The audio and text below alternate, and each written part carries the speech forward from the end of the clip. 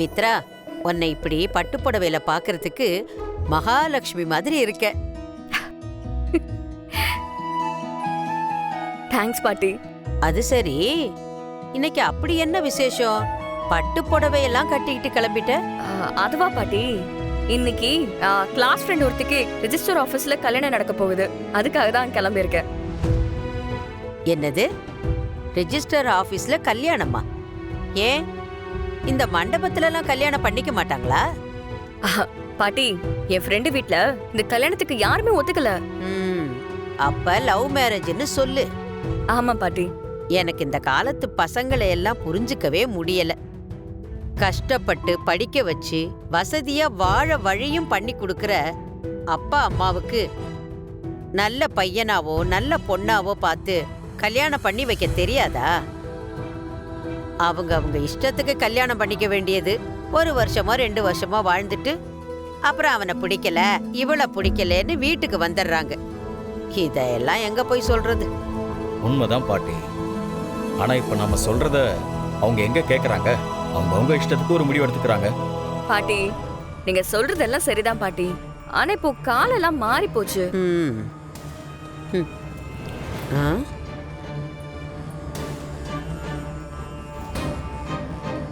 இது என்ன மித்ரா, இது மாப்பிள்ளையும் பட்டு வேட்டி சட்டையில வந்திருக்காரு.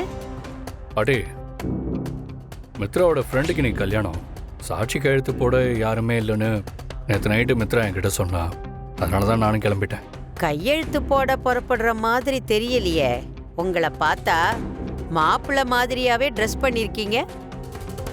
பாட்டி, நம்மளும் இப்படி போனா தானே அவங்களுக்கு கல்யாணம் பண்ணிக்கிற மாதிரி இருக்கும். அதனாலதான். இதுல ஏதோ ஒரு விஷயம் தப்பா இருக்கே. மித்ரா அவ்வளோ சீக்கிரம் புடவையெல்லாம் கட்ட மாட்டான். அதுவும் இல்லாம கல்யாண பொண்ணு ரேஞ்சுக்கு ரெடி ஆயிட்டு வந்திருக்கான்.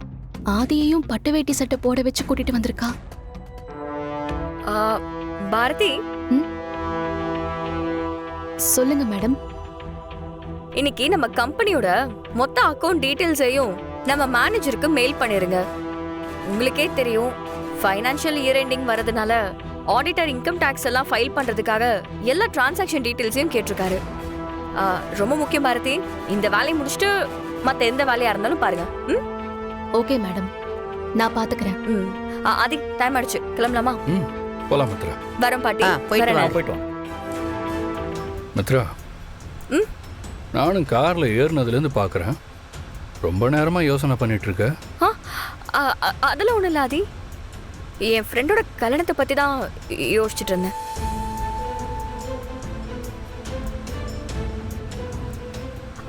ஆதி, கல்யாணத்துக்கு போறோம், பூ வச்சுக்கணும்னு எனக்கு ஆசையா இருக்கு. வழியில ஏதாச்சும் பூக்கடை இருந்தா எனக்கு பூ வாங்கி தரீங்களா? இது என்ன கேள்வி மித்ரா, தாராளமா வாங்கிக்கோ.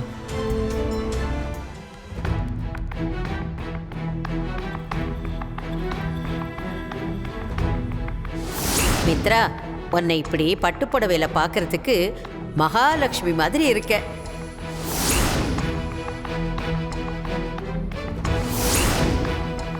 இது என்ன மித்ரா, இது மாப்பிள்ளையும் பட்டு வேட்டி சட்டையில வந்திருக்காரு. எனக்கே இந்த விஷயம் திரும்ப திரும்ப மைண்ட்ல வந்துகிட்டே இருக்கு. கண்டிப்பா ஏதோ ஒண்ணு தப்பா இருக்கு. ஆனா என்னன்னு தான் தெரியல.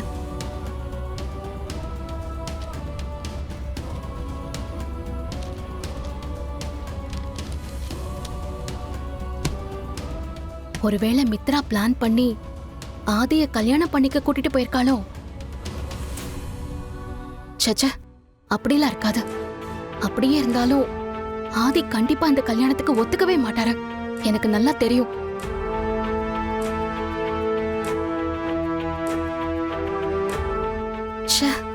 நான் ஏன் இந்த விஷயத்தை இவ்ளோ யோசிக்கிறேன்?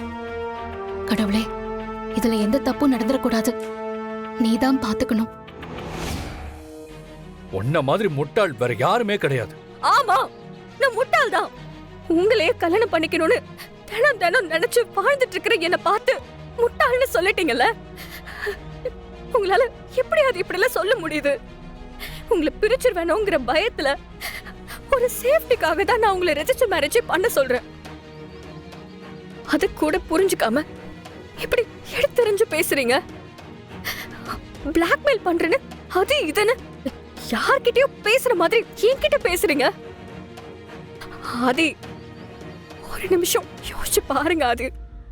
இது பிளாக்மெயில் இல்ல, என்னோட நியாயமான ஆசைதான் நடக்கணும்னு நான் விருப்பப்படுறேன்.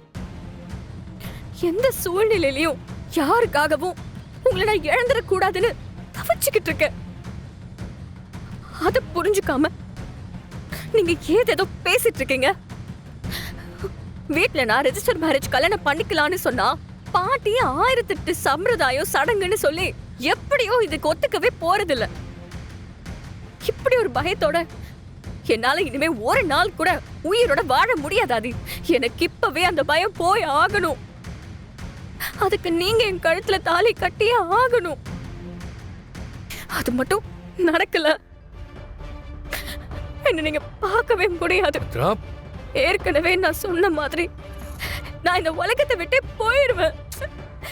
என்னை யாராலையுமே தடுக்க முடியாதாதி. நீங்க யோசிச்சு நல்லா சொல்லுங்க. உங்க முடிவுக்காக நான் வெயிட் பண்றேன். என்ன நீ குட்டி போட்ட பூனை மாதிரி அங்கிட்டு இங்கிட்டு நடந்துட்டு இருக்கீங்க? குட்டி போட்ட பூனை இப்படிதான் நடக்கும்னு நீ பாத்திருக்கியா? நானே டென்ஷன்ல இருக்கேன். அது தெரியாம நீ கண்டதெல்லாம் பேசிட்டு இருக்க. எரிச்சல கிளப்பாத. சாரி அண்ணி, நீங்க ஏதோ வேற டென்ஷன்ல இருக்கீங்கன்னு நினைக்கிறேன். நான் சும்மா விளையாட்டுக்காக தான் நீ சொன்னேன், மன்னிச்சிருங்க நீ.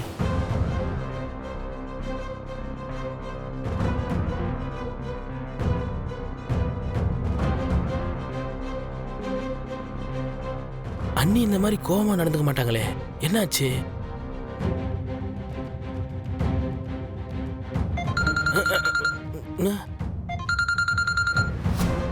அண்ணன் தான் கூப்பிடுறாரு. சொல்லுங்கண்ணே. தவக்கல வீட்டில் தானே இருக்க? ஆமா, வீட்டில் தான் இருக்கேன். இப்போ நான் சொல்ல போற விஷயத்த கொஞ்சம் பதட்டப்படாம கேளு. சொல்லுங்கண்ணே. ஏன் ஒரு மாதிரி பேசுறீங்க? ஏதாவது பிரச்சனையா? பெரிய பிரச்சனைடா.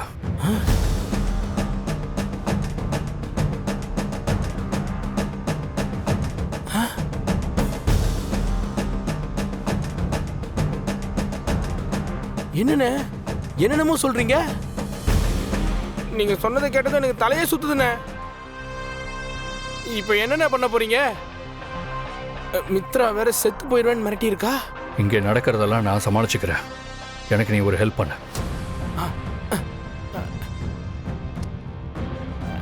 அண்ணி, வேலையா இருக்கீங்களா? அதெல்லாம் எதுவும் இல்ல. ஒரு முக்கியமான விஷயத்தை உங்ககிட்ட சொல்லணும். என்னாச்சு தவக்கல? ஏன் ஒரு மாதிரி படபடப்பா இருக்க? ரெஜிஸ்டர் ஆஃபீஸில் வேலை செய்கிற என் ஃப்ரெண்டு ஒருத்தன் எனக்கு ஃபோன் பண்ணி ஆதி அண்ணனும் மித்ரா மேடமும் கல்யாணம் பண்ணிக்கிறதுக்காக ரெஜிஸ்டர் ஆஃபீஸ் வந்திருக்காங்கன்னு சொல்கிறான்.